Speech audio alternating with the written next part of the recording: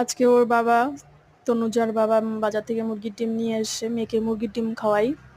তো দেখো, আমি মুরগির ডিমটা ধরেই দেখতে পেলাম যে কোথাও মনে হচ্ছে একটু কালার করা, কোথাও একটু ডিপ, কোথাও একটু হালকা। তো আমি ধুয়ে জল দিয়ে ধুলাম, তা উঠছিল না। কিন্তু হচ্ছে যখন আমি একটু বাসন মাজার ওই ভিমবার একটু লাগিয়ে যখন ঘষলাম, দেখি সাদা হয়ে যাচ্ছে।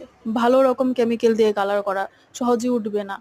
কিন্তু দেখে বোঝা যাচ্ছে কালার করা, কোথাও একটু ডিপ, কোথাও একটু হালকা। আর রং করলে তো বোঝাই যাবে। তো দেখো, আমি এই যে একটু সাবান লাগিয়ে ঘষে দেখাচ্ছি। কি দিনকাল এলো, বাচ্চাদের কি খাওয়াবো বলো? এরকম দেখে কি খাওয়ানো?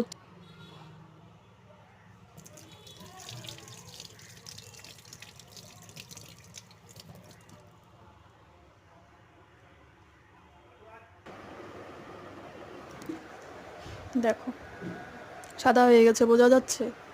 হয়তো একটু রোদ্রুর জন্য অতটাও, দেখো দেখো, এই যে এক সাইডে কালার, এক সাইডে সাদা।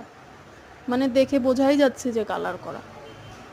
এগুলো কি এখন আমরা জেনে বুঝে বাচ্চাদেরকে খাওয়াবো বা নিজেরাই খাবো বলো তো?